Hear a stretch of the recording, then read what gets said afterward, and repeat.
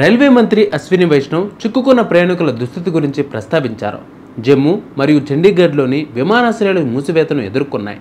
భారతదేశం పాకిస్తాన్ ప్రతిష్టాపన కారణంగా ఇది జరిగింది. తత్ఫలితంగా జమ్మూ మరియు ఉధంపూర్ నుండి ప్రత్యేక రైళ్లను మోహరించారు.